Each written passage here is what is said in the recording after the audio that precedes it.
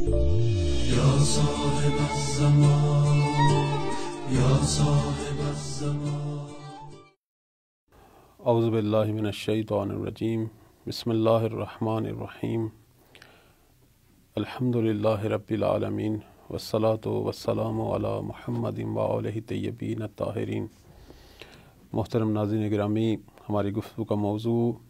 امام زمانہ علیہ السلام کا ظہور کے بعد حکومت کو تشکیل دینا اور حکومت میں ان کے جو پروگرام اور مقاصد ہیں اس حوالے سے ہم گفتگو کر رہے ہیں، اور پچھلے پروگرام میں ہم نے مولا کی حکومت کے اہم مقاصد بیان کیے ہیں۔ آج ہمارا موضوع جو ہے وہ یہ ہے کہ امام جب اپنی حکومت قائم کر لیں گے تو یہ حکومت جو پوری دنیا پر انشاءاللہ قائم ہوگی، اور ہم سب اللہ تعالی ہم سب کو وہ زمانہ دکھائے کہ جب امام مشرق سے مغرب تک پوری دنیا پر غلبہ پا لیں گے اور اپنی حکومت قائم کر لیں گے،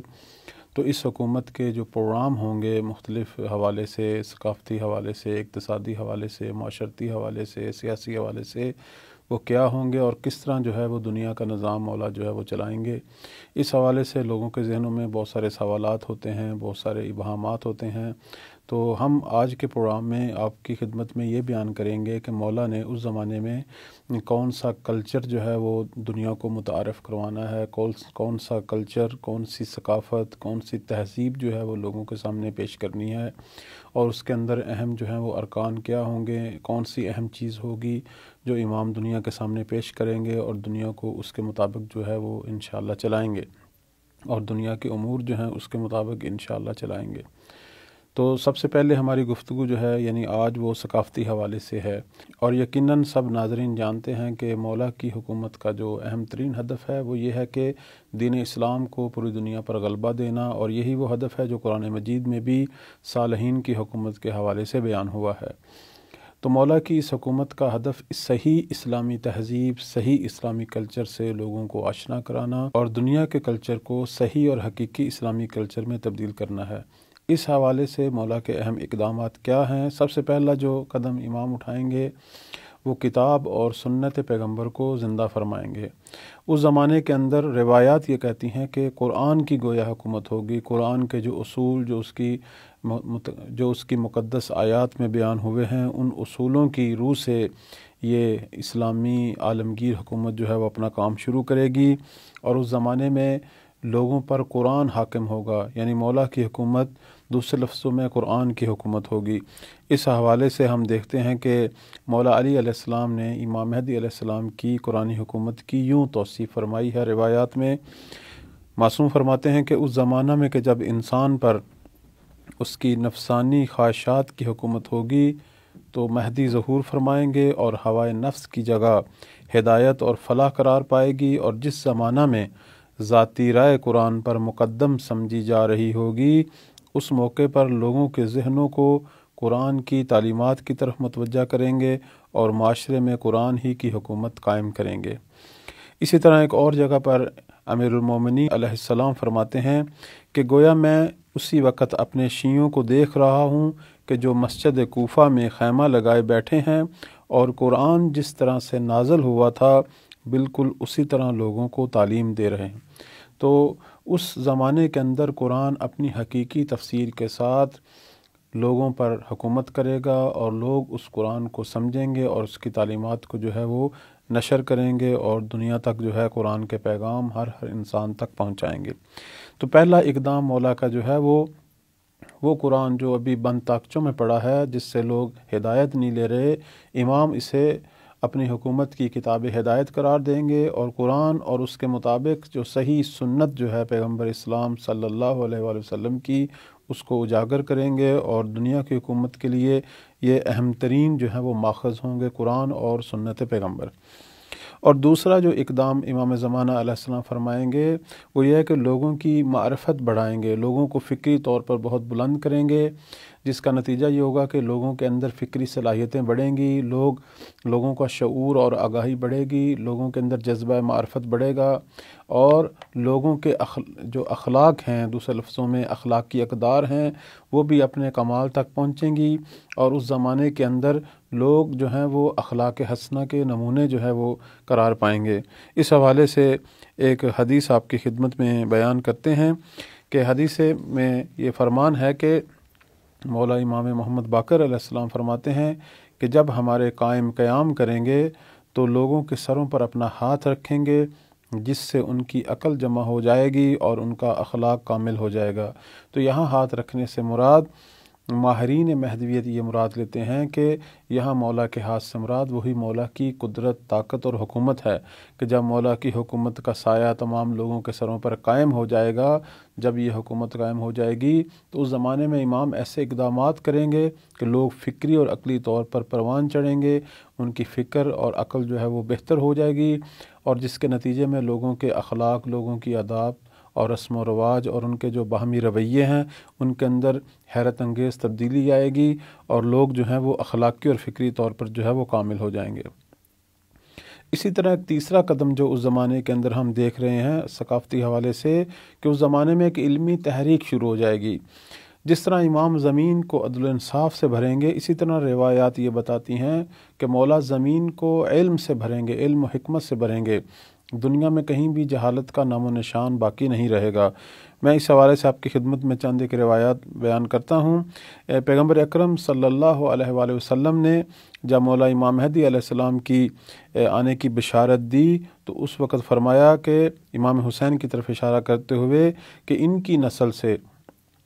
یعنی امام حسین کی نسل سے 9ویں امام حضرت قائم ہیں کہ جن کے ذریعے اللہ دنیا کو روشن کرے گا، جبکہ اس سے پہلے وہ ظلمت اور تاریکی میں گرفتار ہوگی، اور وہ زمین کو عدل و انصاف سے بھر دے گا جیسا کہ وہ ظلم و ستم سے بھر چکی ہوگی، اور پوری دنیا کو علم و دانش کی دولت سے مالا مال کر دے گا جیسا کہ جہالت اور نادانی سے بھری ہوئی ہوگی۔ تو اس حدیث سے پتہ چلتا ہے کہ امام نے جس طرح دنیا میں ظلم کو نہیں چھوڑنا اور کسی جگہ کوئی ظلم باقی نہیں رہے گا، اسی طرح پوری دنیا میں جہالت بھی باقی نہیں رہے گی۔ امام کی طرف سے ایسے اقدامات ہوں گے کہ سب لوگ جو ہیں وہ علم کی منازل طے کریں گے اور علم کے اندر سبقت اختیار کریں گے، اور بالآخر ایک علمی معاشرہ جو ہے وہ قائم ہوگا۔ اور اس علمی معاشرے کی ایک اور تصویر جو مولا امام محمد باقر علیہ السلام فرماتے ہیں وہ یہ ہے کہ امام مہدی کے زمانے میں تمہیں حکمت اور علم دیا جائے گا، اور اس قدر علم دیا جائے گا کہ یہاں تک کہ عورتیں اپنے گھروں میں کتاب خدا اور سنت رسول کے مطابق فیصلہ کیا کریں گی۔ یعنی آج جتنا علم ایک فقیہ اور مجتہد میں ہے کہ جو کتاب خدا اور سنت رسول کے مطابق فتویٰ دیتے ہیں، اسی طرح اس زمانے کی خواتین اس قدر علم سے مالا مال ہوں گی کہ ایک گھر میں رہنے والی خاتون جو ہے وہ ایک فقیہ جتنا علم رکھے گی کہ جب بھی اسے کوئی مسئلہ پیش آئے گا وہ خود قرآن اور تعلیمات محمد وآل محمد کی طرف رجوع کر کے اپنے لیے جو ہے وہ مسئلہ جو ہے اسے حل کرے گی۔ اسی طرح ہم ایک اور قدم جو دیکھ رہے ہیں اس عالمگیر حکومت کا، وہ یہ ہے کہ اس حکومت میں بدعتوں سے مقابلہ ہوگا۔ بدعت کیا چیز ہے؟ ماہرین اور علماء فرماتے ہیں کہ بدعت سنت کے مقابل میں ہے، کہ یعنی اپنی طرف سے کوئی چیز دین میں داخل کرنا اور اسے دین کا عنوان دینا۔ اس لیے ہم دیکھتے ہیں کہ احادیث کے اندر یہ کہا گیا ہے کہ جب بھی بدعت آتی ہے اس وقت کوئی سنت جو ہے وہ محو ہوتی ہے، ہمیشہ ایک سنت کو ختم کیا جاتا ہے اور اس کی جگہ جو ہے وہ بدعت آتی ہے، اور بدعت کرنے والے لوگ جو ہے وہ ان کی بہت زیادہ مذمت وارد ہوئی ہے، اور بدعت کرنے والے جو ہیں وہ دشمنان خدا جو ہیں وہ کہلائے ہیں۔ اس حوالے سے مولا علی علیہ السلام کا فرمان ہے کہ بدعت کرنے والے وہ لوگ ہیں کہ جو حکم خدا اور کتاب خدا نیز پیغمبر خدا کی مخالفت کرتے ہیں اور اپنے نفس کی خواہشات کے مطابق عمل کرتے ہیں، اگرچہ ان لوگوں کی تعداد بہت زیادہ ہو۔ تو بدعت کا معنی یہ ہے کہ انسان اپنی نفسانی خواہشات کے مطابق دین کے اندر تبدیلی پیدا کرے، دین کے اندر کسی چیز کا اضافہ کرے اور اسے خدا اور رسول کی طرف جو ہے وہ نسبت دے،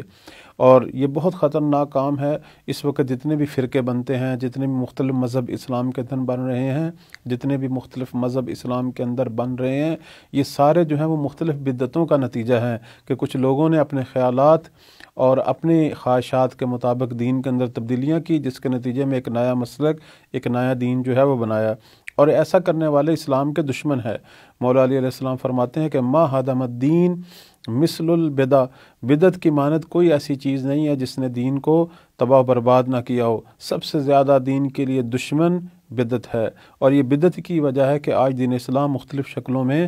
ہمارے سامنے موجود ہے، اور بدعت کے مد مقابل علماء کا سخت ترین وظیفہ ہے۔ اور اس حوالے سے میں ایک حدیث آپ کی خدمت میں بیان کرتا ہوں کہ پیغمبر اکرم صلی اللہ علیہ وآلہ وسلم نے فرمایا، جب میری امت میں بدعتیں ظاہر ہونے لگیں تو علماء کی ذمہ داری ہے کہ وہ اپنے علم و دانش کو ظاہر کریں اور ان بدعتوں کا مقابلہ کریں، اور اگر ایسا کوئی نہیں کرتا تو اس پر خدا کی لعنت ہو۔ تو سب سے بڑی ذمہ داری جو ہے وہ ایک عالم دین کی ہے کہ جب بھی کوئی بدعت دیکھے اس کے مد مقابل وہ کھڑا ہو اور بدعت کی مخالفت کرے، اور جس چیز کو بدعت نے ختم کیا ہے، جس حکم خدا یا جس سنت پیغمبر کو ختم کیا ہے، اس سنت کو زندہ کرے، اس حکم خدا کو زندہ کرے۔ اور امام مہدی علیہ السلام اپنی حکومت میں یہی کریں گے، جیسا کہ امام باقر فرماتے ہیں کہ وَلَا يَتْرُكُ بِدْعَةً إِلَّا أَزَالَهَا۔ امام مہدی جو ہیں وہ کسی بدعت کو نہیں چھوڑیں گے مگر ہے اسے ختم کر دیں گے،